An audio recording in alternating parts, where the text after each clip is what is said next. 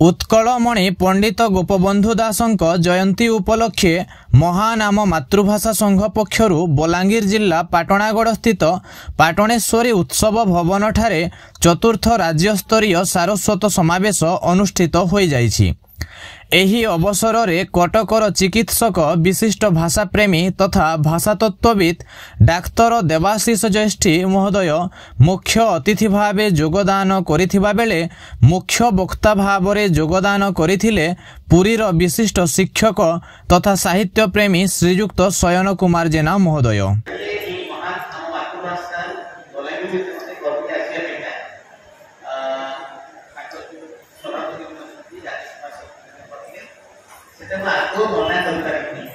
बिल्कुल मना कर कहीं सबल भाव से सदस्य मना की मुख्य मुख्य नाम अतिथि पुण्य जन्मभूमि पुण्य देवालय बुद्ध तरुण कलेक्षय मानव जीवन बोझ सफल एवं दीक्षा की बुझा उत्कल सार कहते गोपबंधु काव्य कविता साहित्यिक हाँपाई लिखि नथिले किंबा पंचसखा पंचसखा से साहित्यिक हाँपाई साहित्य सृष्टि करनथिले तांकर उच्च चिंताधारा थिला किभଳି भाबरे ओडिशा को एक समृद्धशाली राज्य में परिणत करबा ओडिया मानकु निश्चित भाबरे जातीय स्रोत रे शामिल करबा। अन्यान्य वरेण्य अतिथि भावे योगदान करिथिले पाटणागढ़र अवसर प्राप्त अध्यापक डॉक्टर नकुल मेहर महोदय एवं वरिष्ठ सांबादिक श्रीयुक्त लक्ष्मीकांत मिश्र महोदय।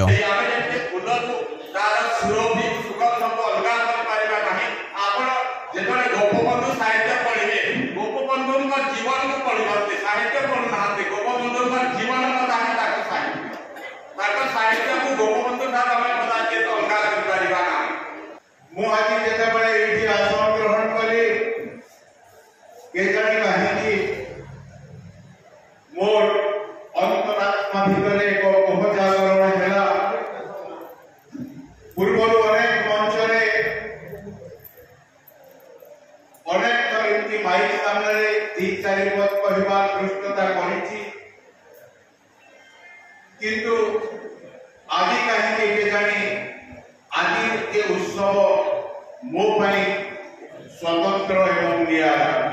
दिन 10:30 रु 1:30 पर्यंत चलिथिबा प्रथम सत्र कार्यक्रम रे उत्कलमणि गोपबंधुंक जीवनी और सृजनीर विभिन्न दिग उपरे वक्तव्य तथा आलोचना कराजिबा सहित वर्तमान पीढ़ी को गोपबंधुंक आदर्श प्रति सचेतन करा जायथिला।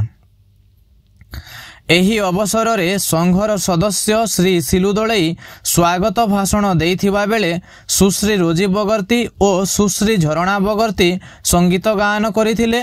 सुश्री सोनालिका प्रधान वक्तव्य दान एवं संपादक श्री जगत रणा संपादकीय विवरणी पाठ सहित धन्यवाद अर्पण करिथिले।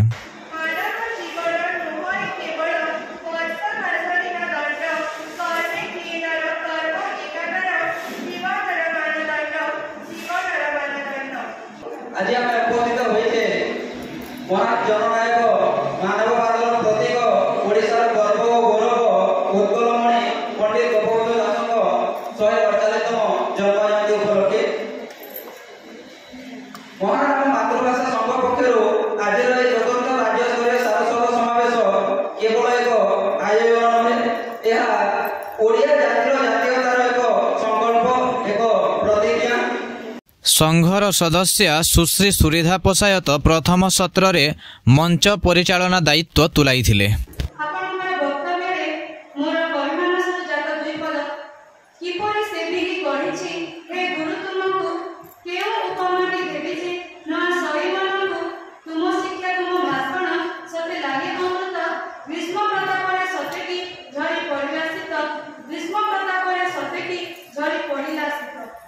अतिथि मानक द्वारा दीप प्रज्वलन और पूजार्चना कार्यक्रम आरंभ होइथिला।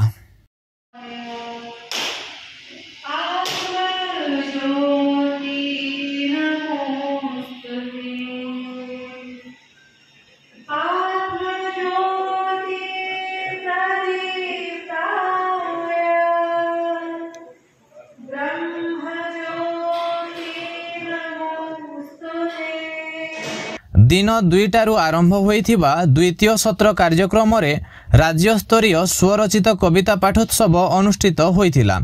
एही अवसर रे बरेण्य अतिथि भावे मंचासीन थिले पाटणेश्वरी साहित्य संसद पाटणागढ़ सभानेत्री सुश्री संयुक्ता परिच्छा, तेजस्विनी साहित्य अनुष्ठान बलांगीर संपादिका श्रीमती लिली पटेल, ओडिया साहित्य संसद पश्चिमांचल सभापति श्रीमती रश्मि पात्र एवं लालाजी गोपालजी संस्कृत महाविद्यालय बरिकेल अध्यापिका श्रीमती मंदाकिनी पाढ़ी महोदयागण।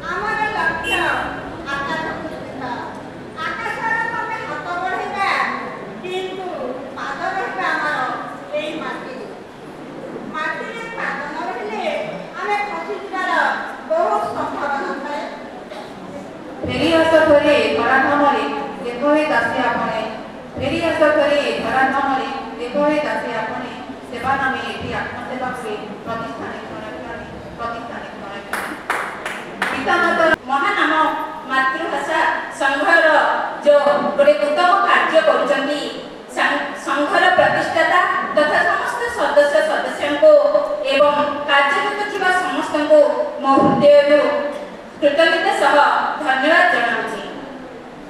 मनुष्य हेउछि श्रेष्ठ प्राणी। काहेकि पृथ्वी रे मनुष्य हेउछि श्रेष्ठ प्राणी काहेकि ना ताको भगवान बुद्धि विवेक ज्ञान देछि। प्रकृतरे सेवा परायण जेतेबेले मन पवित्र हुए एवं आमे सेही भगवान भक्ति निजको उत्सर्गित करू सेतेबेले दया करे सेही सेवा परायण मनोभाव आसिथाए। राज्यस्तरीय स्वरचित कविता पाठोत्सव रे ओडिशार विभिन्न जिल्लारू कवि और कवयित्री माने योगदान करी कविता पाठ करिथिले एवं समस्तंकु संघ पक्षरु मानपत्र प्रदान करा जायथिला।